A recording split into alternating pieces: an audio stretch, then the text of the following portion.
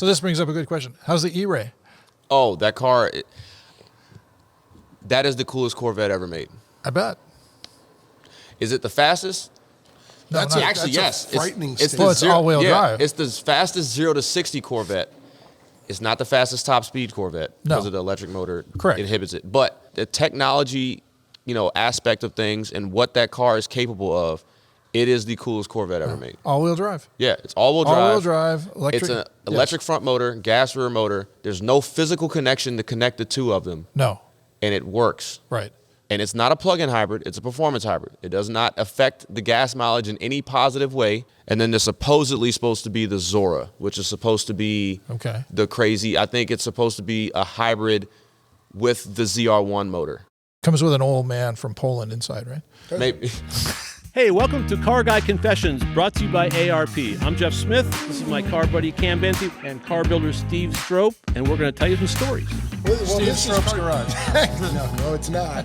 I can guarantee you it's not. Welcome to whatever we are. Car Guy Confessions with Jeff Smith, minus Jeff Smith. Sans Jeff Smith. Sans Jeff Smith. right. Brought to you by ARP-bolts.com. Correct. Our good friends at ARP. So, and then. Do you know any of them? Can you name them? Can you name one? Who? At ARP. A person? Yes. Yeah. Jared, he runs his social. Are you social? Yeah, that's the only Yeah, guy I I'm know. going to go with Bob Florine. Bob Florine is the reason that we can keep doing this. Bob Florine for 200, please. That's right. Absolutely. Somebody's pointing at me, and I don't know what they're saying. Well, where's Jeff? Should we ask where Jeff is? Where is Jeff? We have an idea. know where what Jeff I'm going to introduce myself since they don't want to be. No, we're you're working on- coming. We're, You're we're coming. building up. Oh, well, that's what Way he to was. shred the whole plan. Sorry. That's right. Where is Jeff? Where's Jeff? He's Biking. riding bicycles. He's riding bicycles. We have a visual of. We talked to Jeff, and he's on an 11-mile bike ride out and back. So Jeff in spandex. I mean, good. Stand back. Anyway, and who is our guest? Moving off of that, Now you can go ahead. Oh, hi. right. My name is Garrett Reed. And, do you use the Alexander part? I mean, that's really formal. That's really formal. It's really formal. I don't think I've ever introduced myself as such, but we can do that today. Garrett Alexander Reed. Ooh. Yeah. And I am a automotive. GAR. Yeah. GAR. Yeah, exactly. That's the I'll acronym. use that I know, for it's the rest of the acronym. show. right. It worked out that way, actually. It's better. has My a- he initials has- are SDS, so it sounds like a soap bar. So, you're clean with SDS. better than SOS. But Thank you. that's right. But DDD. But Garrett has an amazing following on his American Muscle HD Instagram. Yes, correct? that is Fair correct. enough. Yes. Of 2.3 million. 2.4 million. Don't sell him short. Wait a minute. see. You missed the point. Let's beat time. Let's beat time for 2.4 million, which is absolutely incredible. Well, that's a lot of people. a lot of And that people. is more than 2.3. That is. He's, I'm just going to interject. I don't know if you people out there, the fine people putting up and watching and listening, but apologies for the sound of poltergeist going on behind me, which I'm told is a freight elevator, but for some reason I think it is actually a seventh portal to Hades. So, moving along with you and your greatness of 2.4. So, what is it you do? Let's pretend that the people watching our show are not one of your loyal 2.4, But will and be they soon. need to be won over. Yeah. What do you do? That's a great question. And people ask me that a lot of times, and I kind of make up an answer I think every time. But Healthy. Yeah, Lying. I Good. do a lot of different things. I'm an automotive content creator, I guess first and foremost, and Quantify that. quantify. What do you mean? Or qualify. Yeah, qualify. Use a Q word. I don't know. I'm just well, it's like anybody else. Let me throw in. All right. Okay. First of all, not to sound like a fucking suck up here. I've watched your YouTube for a long time. Instagram. I'm sorry, Instagram. Have watched it for whatever. YouTube. No, there is a definite difference. So so YouTube. I have been a subscriber for a very long time. I see your stuff daily. Thank you. Which just amazes me. We were talking earlier with somebody who will be up on a future broadcast who we were just talking about earlier, that to be able to build daily content is something special. Yeah. And to have it be actually something you want to look at. Right. It's probably work. It's a lot of work. It's a lot of work. It's definitely work. But But you move around. Look at the stuff that goes on. We're here at the Petersen Automotive Museum today. Thankfully, they have let us film here once again, which we're super happy about. And you were doing a live broadcast earlier. I saw that. Yeah, so yesterday. Today. No, I saw it today. Yeah. Which is funny because I don't think I'm not watching. Right? No, I actually don't do. Creeping me out. I don't do Instagram lives that often, mainly because, and then people will give me crap about this, but I've been an Android phone user for a long time. Never had an iPhone. Same. And yeah, good. Doesn't matter. Boat. I'm not part of the cult. Right. Yeah. Right, 100%. But for some reason, Apple, Instagram's always been optimized for Apple products for the longest time, and until recently, it's finally given leeway to Android users. Well, for the longest time, when I do live videos, they would always look super grainy. Even when I had good service, they would always look bad, and so people would always comment on them and say they look terrible and da. So I was like, well, I'm just not going to do them anymore, and so. It looked good today. Yeah, no, and that's the thing. I Like, didn't I have see to make any it. I have to make a disclaimer when I first start. I'm like, whoever's watching this, does it look decent? Does it sound decent? Because I don't want to keep going if it looks like a potato being shot. It looked good. A potato. Yeah. I actually work part-time down in the archive department over here at Petersen, looking at photos all day long and saying, okay, that's a Buick. So the bottom line is that I'm down there with that, and it came up, and I showed them all. So it was one of those deals. It was kind of like, hey, look, that guy just got in here. Yeah. He's doing something. That's look awesome. At that. Yeah, that's great. So He's doing something. He's doing something. That's working, right. I guess. So no, but I mean, your content is very good. It sounds like a bunch of bullshit, but I truly do watch and have watched your show for a very long time. Thank you. So I run into you at SEMA and say hi. No, we do. We always bump into each other at least once a year at some event, and we always wind up being at the same dinner. Yeah, usually that happens And that's too. because of Sean. Yeah. Sean Davis at Autotopia. At Autotopia. Who has been on? Who has been on. We've had him on here. We have indeed. But I think, getting back to you asking like what I do, so I obviously with the content creation and such, but it seems you film car stuff. I do film car stuff. There you go. I'm not seek out cool automotive thingies and tell people about it. Yeah, and I've had cars built. I'm not a builder. As I'm sitting next to one, I can never claim to be such. Yeah. You'll never hear those words come out of my mouth. I can wrench, but I'm not a builder. If things aren't meant to be put together, that's where you lose me. Right. And I'm like, I'm just going to delegate that to somebody that knows what they're doing. So like, if there's instructions on how to put something together, I can figure it out and I'll do it. But if it's anything that has to require like Christmas toys for the kids, right? Yes, I can put together a Christmas toy. I can put together like a shelf. Right. A shelf, yeah, because there's not much to do with that. Or like how I ran a You're sports IKEA certified. Is that what you're something saying? like that. It's like when I ran Sport magazine and had no background in sports. Good for 7 years. Good 7 years as the editor of Sport magazine. Man, yeah. Know my qualification was? I like the Red Sox. I led the Red Sox. You liked them. That was still do. Okay. Yeah, it's a sickness. It's bad sickness. That's too But funny. anyway, so yes, I get it that making stuff that doesn't seem to want to go together is an art that Steve has mastered. Yes. Absolutely. Or falling down. I'm good at that too. Well, all either of the way, above. at the end of the day, your stuff is really, beautiful. really, really, really, really good. Yeah. Thank you. Yeah. So, question for the people who do know you. Okay. If you could go and film and talk about blank, what's your favorite thing? Like, I really like it when a car is unveiled, or I really like it when I go to a really neat race, or what is the thing you? Or you like the lowriders that were here today? What do you like to cover? If you could do it all the time, or would that get boring? Man, what would that be? That's a great question. It's something I've actually been wanting to do and do like a series about for a long time. Is I like to go to, builders' shops. So like your shop, Roadster Shop, Speed Core, who all these people that I have a connection with. I know somebody there, the Ring Brothers, and go to their shop and see how everybody's process is different. To spend time there? Is that what you're saying? To spend time, to watch see the it go behind together. the scenes, like to see their cars in progress, see their guys working, and then seeing a finished product all in one fell swoop. Obviously, you can't be there the entire time a car's been built because a car takes years to build. But like to see a car in bare metal and you see a guy working on it, hand rolling a bumper or something like that, or a hood, right? And then you see another car that's coming out of paint, or you see another car getting interior done, and then you see one of their finished cars. So just seeing each one of their products that they do in a stage, and then getting to drive one finished is what Cool. Yeah. So quick disclaimer, because I had no idea that was going to be your answer. I actually have a television series that we might be starting that does that exact thing. It's called The Rifleman. Sick.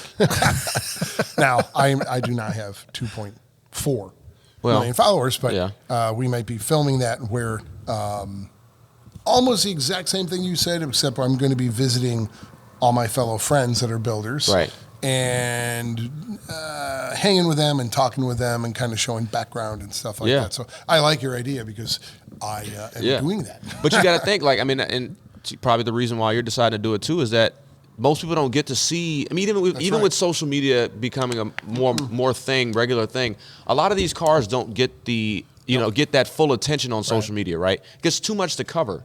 You know what I'm saying? So. It's a hard thing to document and broadcast, and a lot of shops, some shops, they don't have the social media teams. So like you have guys like Speedcore, the bigger shops that have a dedicated social media team, but then you have these small shops that you may never even heard of. They're just like in a small town in the Midwest, and then you'll see them pop out in Detroit for competing for the Riddler, and it's a $4 million car that took them 10 years to build. And it's like, whoa. Who are you guys? Right. You know what I'm saying? And there's a lot of shops that are like that, and I've seen them, come across them, and that's the kind of stuff that I feel like people want to see. Mm-hmm. You know what I'm saying? I think part of what goes on there is that actually that would be a way of supporting this whole business by having that kind of information, because all these small shops, I mean, they're suffering. We had Kevin Ostie on the show, and he has this crazy operation out there in Illinois, Red Butte, Illinois. And they're cranking cars out all the time. He's creating the video. He's doing all this stuff.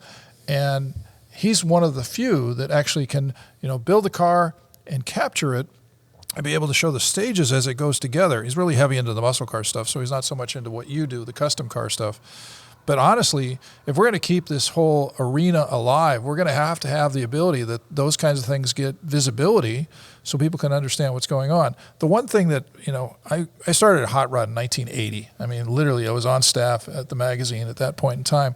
And what we used to focus on, we were talking about this yesterday at lunch, is the fact that there are certain beginner type things that always got caught into the magazine. But it was a whole litany of things that were in that magazine, including a whole bunch of a whole bunch of stuff that is high end, like Steve. Steve gets the cover, he gets this, he gets that, because he deserves it. He's got that kind of thing. But it was also, the magazine had enough pages in it that there was also how to build a small block Chevrolet for the guy who didn't even know what a small block Chevrolet was. That all is gone. But to your point, the ability to have these shops see the light of day when they can't, and they don't understand the social media. I'll be honest with you, just to throw this out. When you were talking to somebody else on a different podcast, we were talking about how you get to 2.4 million. Yeah.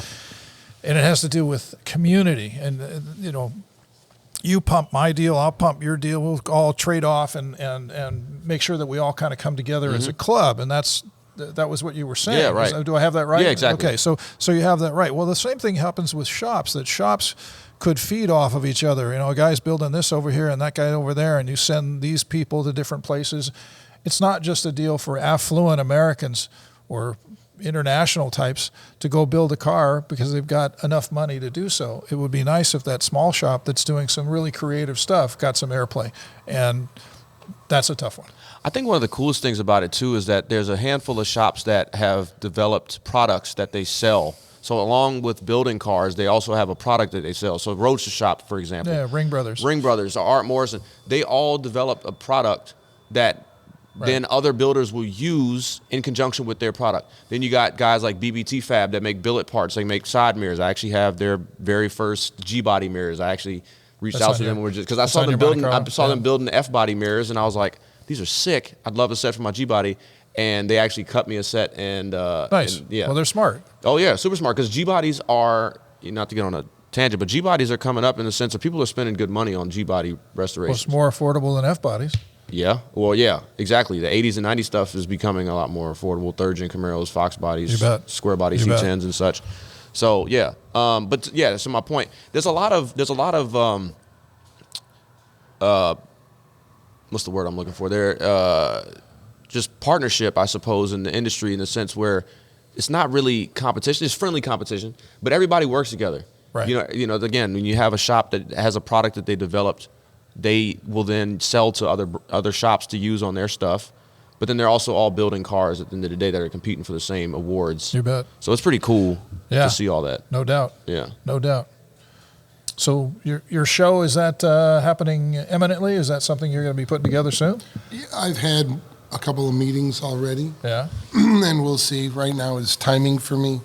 I'm very busy at the moment getting a car ready to unveil at SEMA that's going to be one of the nicest things we've ever built. Really? That's really cool. So I'm excited about that. And then I've read Can on you tell us what brand it is? Yeah, it'll be a 70 Plymouth Roadrunner. Oh, very cool. With a couple of world's firsts on it for our industry.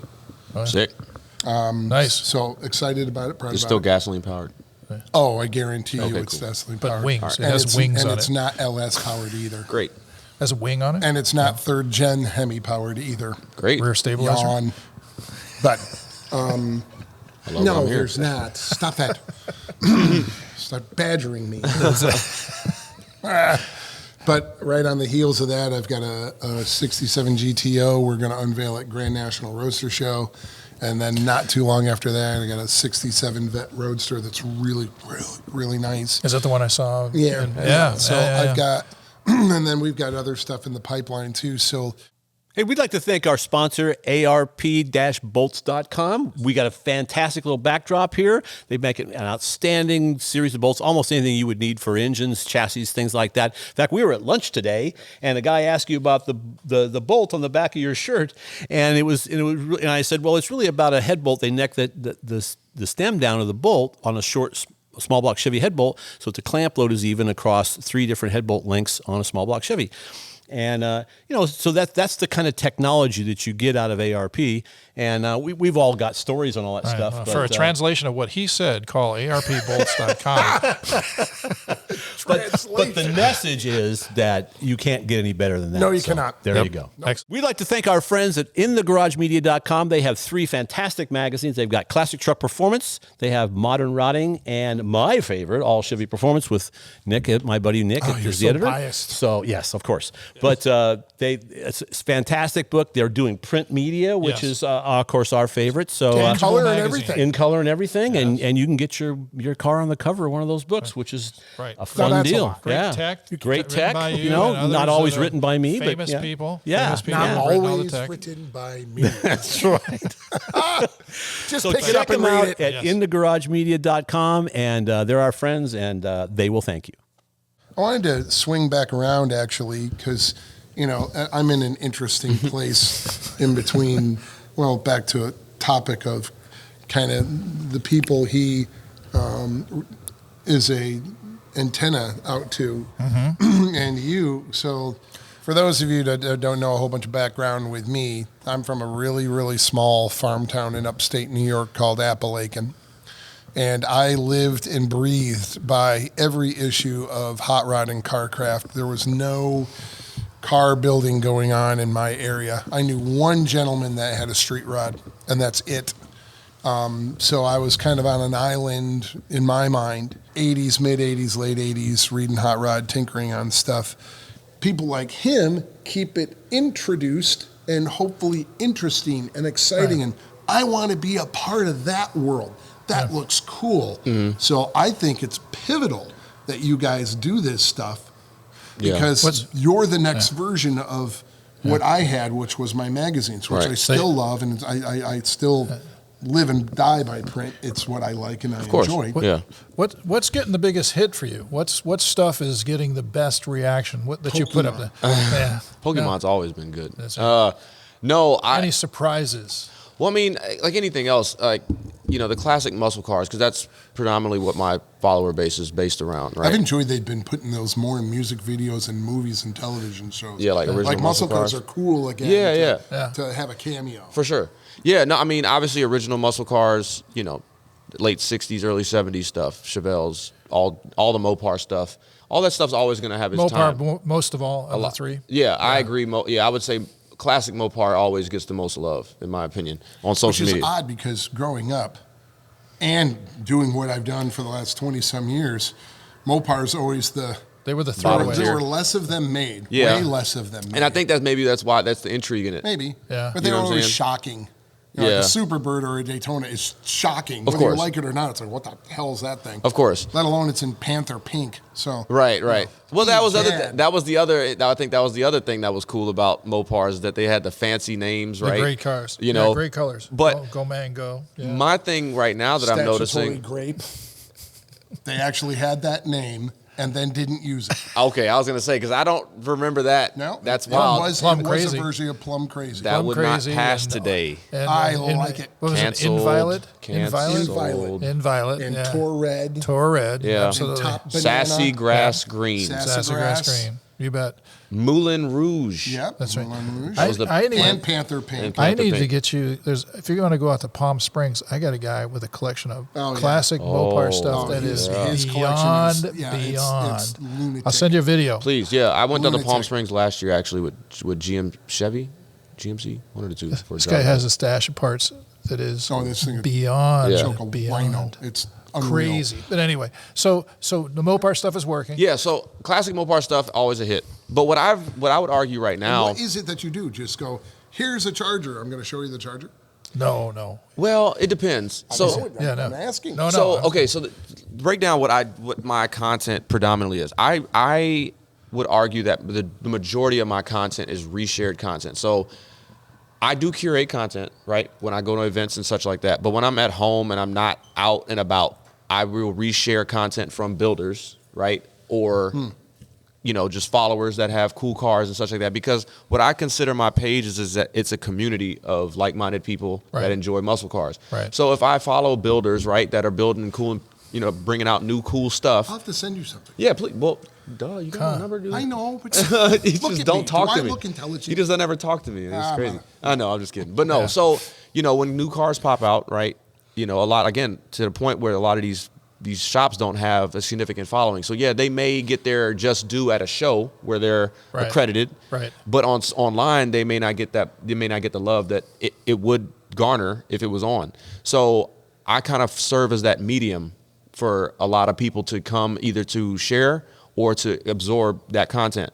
And so when I'm not out curating content on trips like this where I can create it, I'm just resharing content from So builders. you are and resharing. followers. Okay. Yeah. So But- they're supplying you with stuff. yeah, or I'm going out and looking for it. I follow those pages and I'll just reshare their content even if they don't Right. ask me if I feel like it's worth resharing.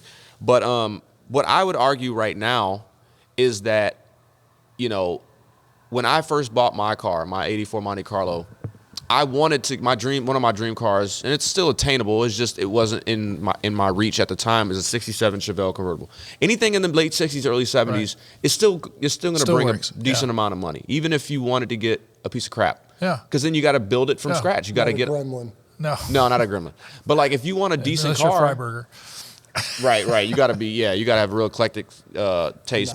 No. But- you're not. I can tell you, you're not. You want a decent car, you're going to pay up for it. If you want a bucket, you're going to pay less, but then you got to pay for all the stuff to get Correct. afterwards. Back. Correct. So you're Which going is to pay always money the regardless, slide- right? It's the sliding scale. So what I've noticed is that my generation of kids born in like the late 80s to mid 90s, they grew up on that stuff they saw in the early to mid 80s into the Right. 90s, right? Right. So, and they're affordable. They made a lot more of them, because they were family cars. Right. And they made just a buttload more of them than they did back in the 60s and 70s. And they there's survived longer finally because they're support. Like Year Right. One has released the catalog for IROC Camaros. Exactly. For Yeah. those years. Exactly. So in the Which last, is great. it I lasts used to 5 park to 7 those new. years. I'm old. Holy crap. Just to get the test cars. In Yeah, 82, I parked 83, yeah. ZR1 Corvettes new. There you go. Do y'all want me to tell you how old I 32 am? valve Motor. You're like 4. No, We had an 83 IROC that was given to us, or it wasn't an IROC, pre-IROC. It was 83 Camaro that was given to us by Chevrolet. And we put a supercharger on it. We did this 3-way test in popular hot rodding. And it was one of those cars that had been warmed up. Something had been done to it by Chevrolet. We put a B&M mini supercharger on it. Took it to the dyno, Bob Jennings dyno. 2 scales, 0 to 100, 0 to 200 horsepower. Peg that. Doesn't make any sense. It's a 305 rated at like 190 or something like that, right? 370 with a little supercharger. Out of on a it. 305. Out of a 305. Could not be a 305. Had to be a Chevrolet cheater because they knew they were in competition with a Ford Mustang and, a Dodge thing. We hit 100. We got the speedometer to go all the way around out in Red Rock, out in Vegas. at 155 out of a 305. No, that's not It's what not it a is. No, but I got to tell you, what a rocket that thing was. Yeah. It's a set of Youngbloods on it. And, Cool. It was nice. There was a lot of cool things. Like I said, I love those cars, but they're. Yeah. I was working at the dated thing. dealerships when that stuff came out new, and I worked at a couple of different dealerships. I worked at a Honda dealership, so I was the guy who was actually responsible around the cars. So the owner of the dealership let me drive the NSXs for dealer that's cool. trades, Yeah. which are just wonderful cars. Love them. And like I said, the new ZR1 Vet when it came out with the Lotus motor and the IROCs, and of course, Grand Nationals and stuff. Yeah, I'm graduating college, and the Grand Nationals are coming out. Yeah. And there's a billion 5.0 Mustangs, that's for sure. Yeah. Your hand on the thing. Oh yeah. He's saying that. Is you're playing around. So this Is that irritating? so this brings up a good question. How's the E-Ray? Oh, that car, that is the coolest Corvette ever made. I bet. Is it the fastest? No, That's not That's Actually, a yes. frightening It's statement. Well, it's all-wheel drive. It's the fastest 0 to 60 Corvette. It's not the fastest top speed Corvette because of the electric motor. Correct. Inhibits it. But I would argue the technology, aspect of things and what that car is capable of, it is the coolest Corvette ever made. all-wheel drive. Yeah, it's all-wheel drive. All-wheel drive, electric. It's an electric front motor, gas rear motor. There's no physical connection to connect the two of them, No, and it works. right. And it's not a plug-in hybrid. It's a performance hybrid. It does not affect the gas mileage in any positive way. No. It's simply there to assist in performance. That guy I told you with the Grand Sport down in Florida. Yeah. He worked on that for 5 years before it even was talked about. They call it the E-Ray. I thought they were going to call it like the Zora or something like So that. the Or Zora is a whole other thing. Is that the ZR1? The Zora is the one that's supposed to be apparently above the ZR1. There's supposed to be one more after the ZR1. Above the, supposedly. Above the ZR1, not the Z06. So they have the Stingray, Yeah. the Z06, the E-Ray. Right. The ZR1 is about to come out this summer. And then there's supposedly supposed to be the Zora, which is supposed to be the crazy. I think it's supposed to be a hybrid with the ZR1 motor. Okay. So whatever the ZR1 motor is going to be, twin turbo flat plane, I guess out of the Z06, and then the electric front assist that the E-Ray has is my guess. Okay. Nobody has confirmed it. It comes with an old man from Poland inside, right? Maybe. That car is going to be insane. But I'm excited about the ZR1. But yes, the E-Ray. Zora. Yeah, thanks. Yeah. The E-Ray it blends perfect. It blends what the Stingray is and practicality of that with the performance of the Z06, but a car that you can drive all year round because it's all-wheel drive. Right. Michelin developed a specific all-season tire that can still pull a G, but it works all season. Right. So you can drive the car, and people that live outside of California that have actual weather, People all four live outside seasons. of here? Yes. Not anymore. And So what are you going to do with it? well, I had it for a few days. So this past weekend, I drove it from LA to Pismo Beach for the car show up there. Oh, yeah, okay. And it was great. I had a great time. It's such a comfortable car to drive on that road trip up there. And You like that spine coming down through the middle? I do not. it's here nor there. As a driver, it's okay. When you're sitting in the passenger seat, you feel super isolated from the driver. I mean, it feels like literally like a Great Wall of China is in between you and the person next to you. It's weird. But I heard that they're apparently redesigning the interior in the C8s. I heard that. I don't know. I don't know if that's I heard that confirmed, too. but I heard that they're redesigning it and Right. maybe getting rid of that. So that would be nice. Is that the pinnacle of cars you've driven? No, I mean I've driven some granted I guess that's in the supercar class, sort of American supercar class, but I've driven In terms of American supercar, it's gotta be the top. I've driven new Ford GT, I've driven AMG GTR Mercedes, all the M cars. I've driven the Maserati MC20 actually out here in LA last year. That car was nuts. Yeah. For a twin turbo V6, that car gets down. In sport mode, it's pretty violent because it's rear wheel drive only. So you gotta fight it a little bit. It's a fun car. I bet. So I'm going to bust his balls for a second. Uh-oh. Do you have any motorsports background? In terms of driving, I mean I've driven road course a handful of times. I can't say I'm Mario Andretti or anything like that, whatever. But I'm not a You're noob. too tall. I'm not a noob. You're So too tall. okay, that's fine. I used to race SCCA. Okay.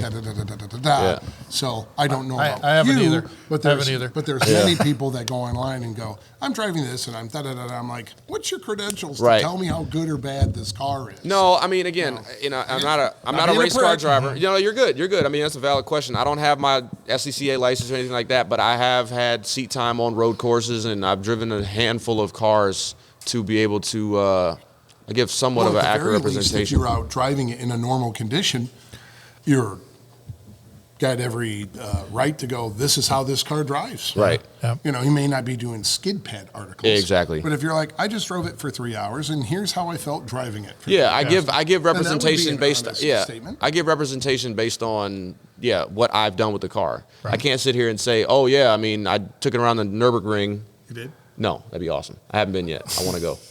That would be a ride. Yeah. That would be a ride. Indeed. Absolutely. I want to go to the Bring, but I just give my perception based off of what I do with the car. The problem is, unless you go on the media drive, the OEMs, unless you work for like a big magazine, the OEMs don't usually give you permission to take the car on track. No, there's a big deal about that. Which sucks. No, I had to ask for forgiveness with Dodge. I took it on the drag strip. And I was like, afterwards, drag strip. Yeah, it's like the car was built for us. It was a Hellcat Red Eye Challenger. Yeah. That they let me take to Mo Party. This was like 4 years ago or something like that. So I did the what do they call it? The Grand Champion thing where you do the road driving, autocross, and then drag race. Yeah. And I raced. I think I did 5 passes total on the drag strip. Mind you, the car is not complete setup. Like I didn't have an engineer there with me to set the car up properly. Right. It's not on the right tires, on the regular, Pirelli tires that comes with. Right. I ended up running 5/10 off of the fastest posted time, that like the rated time, and like 4 miles an hour off. That's good.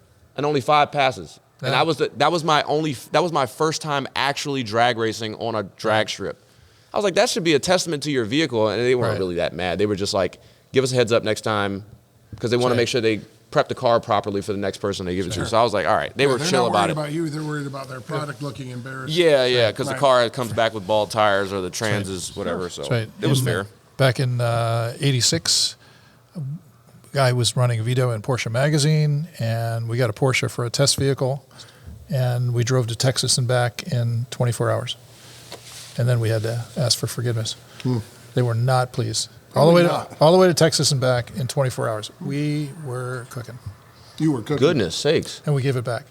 What car was this? It's a Porsche Turbo. It's 86 Turbo. Nice. They told us not to put too many miles on it. We drove all the way to Texas. We drove it. It's like, what are we going to do with it? What are we going to do with it? Yeah, what is a lot? What's a lot of miles? What's a lot of miles? I don't know. Quantify. Well, that was annoying. That was kind of the annoying thing when I was here and I had the Maserati MC20. I think I was only capped to like 600 miles. Yes. And I drove from here to Palm Springs and came back. Well, that's not terrible. No, they're not over 600. You were carousing around the Plastic Cup Boys filming. I brought that the last day. With my Oldsmobile. Yeah, I brought that down the last day. I saw you slinking around. But I did, the morning I was flying out, I woke up really early for some reason, and I decided to go run California 23 above Malibu from Woodland Hills down. I'm really Well, that's my stomping Dude, yeah. I ran that road with the ERay when I came back from Pismo, because I was looking on the map, and I was like, the traffic was backing up on the highway, and I was like, man, where was that exit that I got off to go do that canyon run? I found it.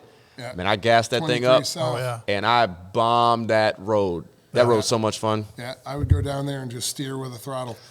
Oh, yeah. That's scary on that road to be doing that. I know it is. That's scary. I did it with a early 2000s WS6 Trans Am with 6-speed. You can just put it in like third and any which way you wanted with that thing. You get to that certain point. Alive. You get to that certain point when you're starting to crest, when you're starting to go back down the hill toward the ocean, and it's rocks on the left side, and then it's like that little bump, and you're off the mountain. Oh yeah. So like if your brakes fail or you understeer, not good, or oversteer, I should say, then you're gone. Bad. It's not good. It's bad. Well, it's amazing, having watched your site for a long time, all the different things you have access to.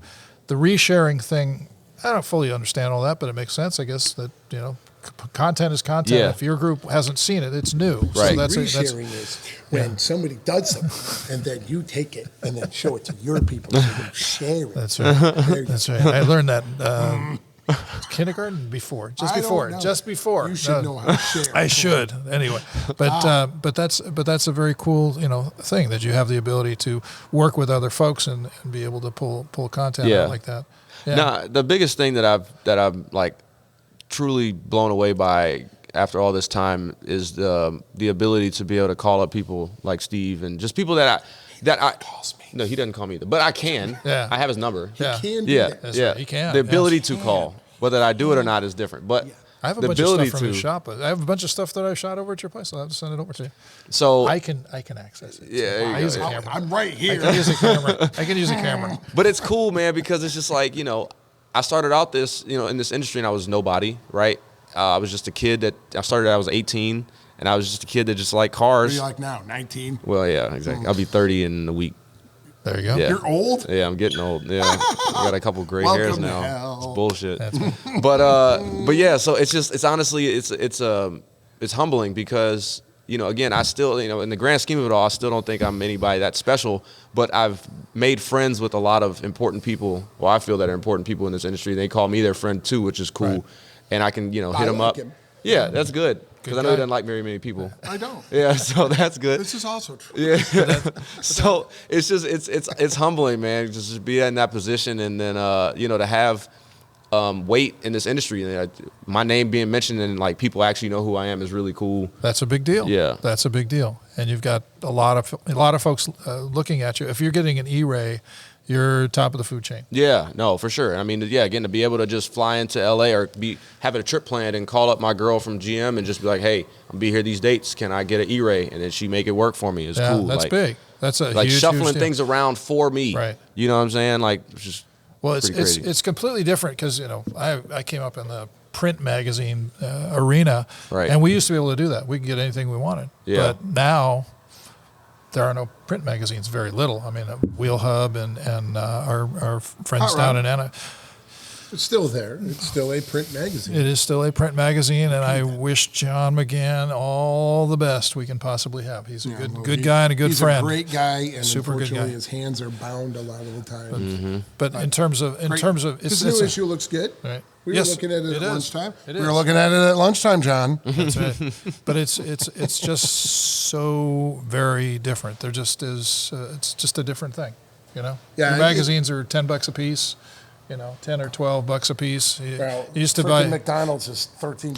For I a understand, but you used to dead buy. meat. But you used to buy 2 or 3 magazines when you went to the rack because you could buy them and you'd get all this stuff and you'd get all these ideas and Trust all that me, stuff. I'm taking loans out because you know my library. Yeah. I have only print on purpose, and I have quite an extensive library. I Yeah. have every issue of Hot Rod magazine since 1947. wow. That's I got to have be worth some I money. have every issue of Evo. That's cool. magazine. That's a thick magazine. Yeah, It is. you're damn straight. Yeah. And I have Octane. I have Vintage Racer. I have Magneto. I have What was that other European magazine that it was really like high Octane. quality? Like, Octane. was it that one? Evo and Octane, and they're both owned by the same people. Yeah, I And now remember. there's also Magneto. There's Tarzio, which is a race magazine. There's one out of Germany called Automobili Sport, which is incredible vintage racing stuff. And all that crap is, are we boring you? No, I was just looking at my watch. Sorry. No, I'm sorry. We're getting the high sign. Are we, Yeah. what We're getting the high am sign. I doing? Oh, wrapping it up. Okay, great. Leave. And Get out of here. it's been great to have Todd here. And, Garrett, not Alexandra, Yeah. Reed. There Yeah, you go. exactly. From American Muscle HD. For those, You're gonna have to those, logo that please, shit. please look them up because I'll tell you what, it's a really good site. There's the plug, and it's heartfelt. did you I give him a appreciate good that. plug? Absolutely. Yeah. I did We give him were a plug. ignoring you. I did give him a Well, we plug. can't leave yet. We got to do the. Well, I'm just The thing. shaking hands. Say, So thanks for say, having me. say Oh, thanks, absolutely. ARP. Yeah, thank you, ARP. Right. Actually, ARP-bolts.com. Bob Florine. Petersen, Well, the of course. Petersen. I haven't- Petersen Would you let Museum. me get there? Oh, these people. rushing them. Anyway, Well, I feel and like we I'm- always think. I feel like I'm with Petersen Ralph Museum- Cramden. What? They don't know who that is. You Who was might. it? Ralph Cramden. The name's familiar. Good. Yeah, I know the name. Read Couldn't a tell you. book. Yeah, So, yeah. anyway, well, thank Petersen Museum for letting us film here and for the poltergeist behind us. You can't hear it? Oh, that means they can't hear it, so they think I'm just They think you're nuts. crazy. Yeah, they think you're crazy. Great. Yeah. Anyway, I don't hear a thing. well, no, we got to tell them how to find you. Oh, yes. That's Okay. the most important. That's why you're Yeah. here. So on Instagram, American Muscle HD. What is that? Instagram. American Muscle HD. See, Yes. I couldn't hear the H. Oh, I apologize. Yeah. Enunciate. That's right. Yeah. So that's where you can find me. I have a YouTube as well and TikTok, but predominantly Instagram. So it's Very not good. .com. No. No, it is what it American is. Muscle Instagram. HD. Correct. There it is. Just That's Google all it, you and that's need. what'll come up. That's all you need. And I will now. I'll tell him on. We're not on Get air, the but get the on dynamite film. out of your ears. We can. I will send you some stuff. Cool. On some of the top secret stuff. Yeah, and please. Give you little things, and we'll leak it out. Yeah. Because that would be fun. Yeah, it would be fun. Because I haven't done that with anybody. There you go. I just did it for my TV show. Use me as the guinea pig. He says wow, that to that's all nice. our guests. He says that to all our guests. So anyway, There's no special I do here. not. This is not special. This is the longest goodbye in our recording. Yeah, I know. history. As I Thank you, slowly stand everyone, up. and right. thanks for coming out. No, and appreciate it. Telling the world more. Thank you. Thank you.